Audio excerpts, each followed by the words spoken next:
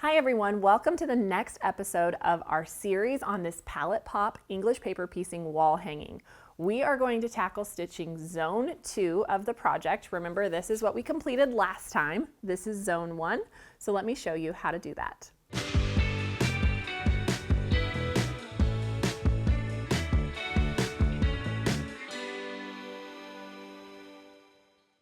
Welcome back everyone. So like I said, we'll be stitching zone 2 today, and that's going to take us to all of these outer stars that you see here. We're just continuing to add to the middle of this beautiful project that we've started.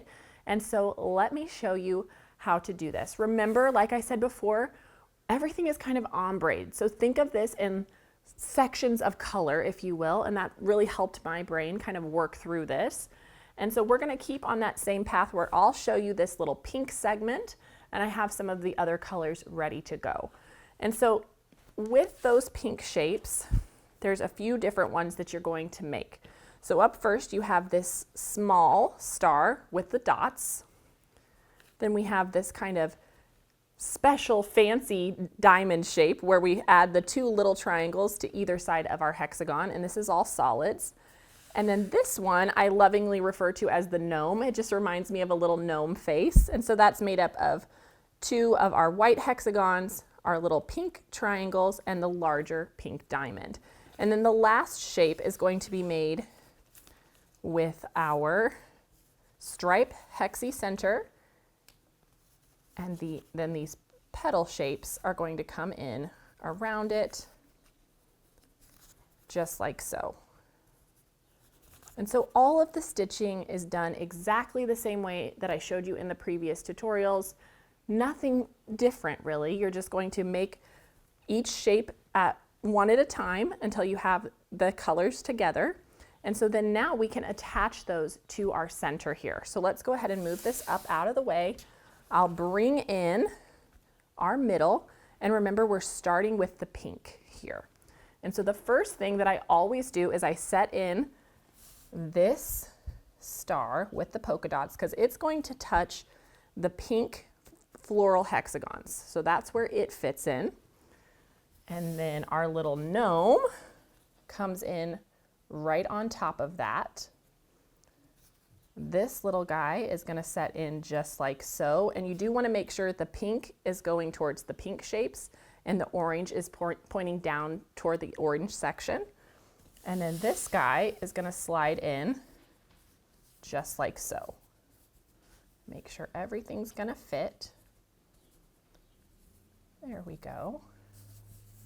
Give that a little spin.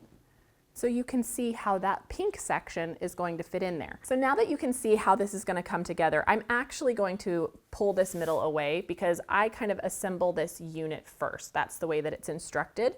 And so of course I would stitch this whole flower together first. That would be step 1.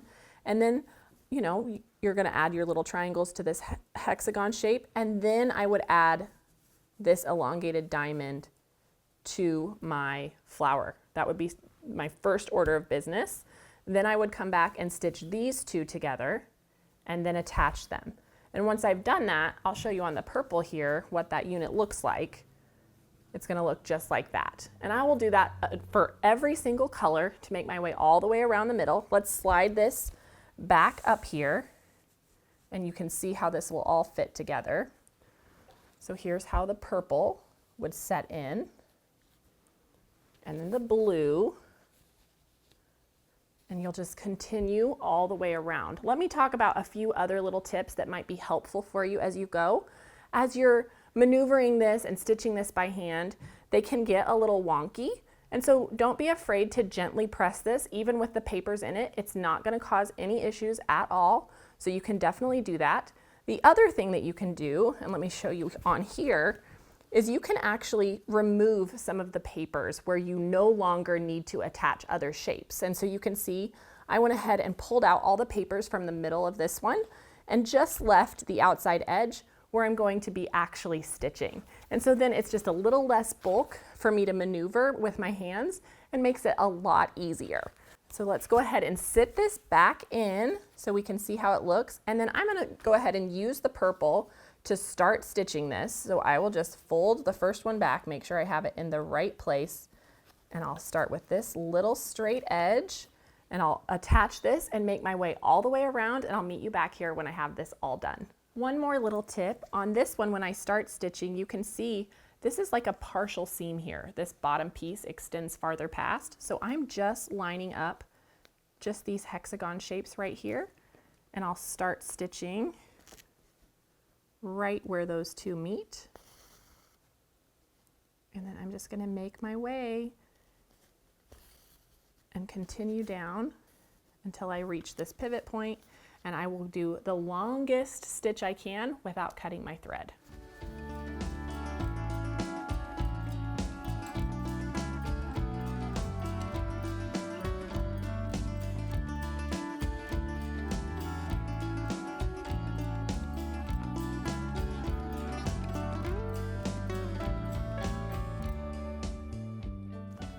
All right, so I've done that first little stretch, and now I'm going to just pivot this because I need to line up these purple edges.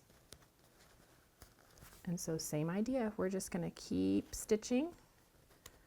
Where those seams meet, I do like to do another lock stitch by just taking 2 stitches right there in the same place to make sure those little junctures meet very nicely and we don't have any gaps in our seams.